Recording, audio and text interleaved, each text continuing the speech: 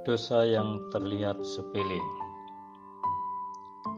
Jadi jika seorang tahu bagaimana ia harus berbuat baik tetapi ia tidak melakukannya, ia berdosa. Yakobus 4 ayat 17. Suatu saat ada orang yang dirampok habis-habisan juga dipukuli. Sesudah itu ditinggalkannya orang itu setengah mati. Kebetulan ada seorang imam melalui jalan itu. Ia melihat orang itu tetapi melewatinya. Demikian juga seorang Lewi datang ke tempat itu. Tetapi ketika ia melihat orang itu, ia tidak menolongnya. Sebagai seorang imam dan Lewi, seharusnya ia berbuat baik untuk menolong orang itu.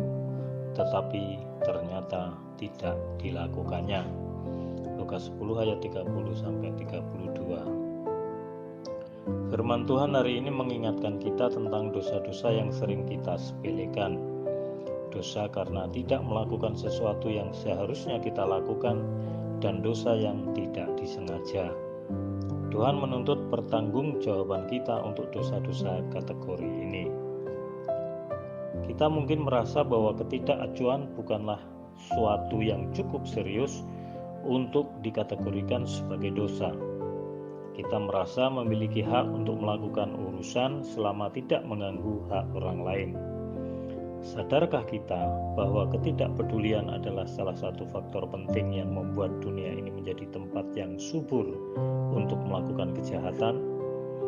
Jumlah pelaku kejahatan mungkin tidak terlalu banyak, tetapi karena didiamkan, maka mereka menjadi bebas untuk bertindak dan memperluas area kejahatan mereka. Di sebuah lembaga, pada awalnya mungkin hanya ada 1-2 koruptor. Namun jika semua orang yang tahu tetap diam dan berpikir yang penting mereka tidak ikut-ikutan korupsi, maka jangan heran kalau pelaku korupsi itu lantas meluas dan merajalela, diikuti banyak orang dan menjadi tren.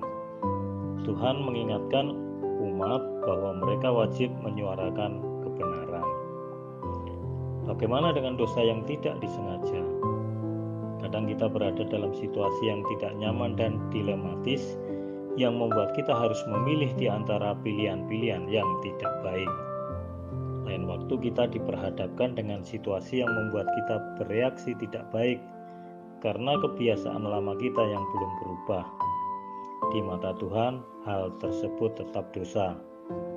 Umat Tuhan dipanggil untuk membereskan hal-hal tersebut. Kita perlu kepekaan dari Tuhan untuk menyadarinya. Kedekatan dengan Roh Kudus akan menolong kita membongkar kebobrokan hidup kita dan membersihkannya, serta mendorong hidup kita bertumbuh semakin hari semakin menjadi serupa dengan Kristus.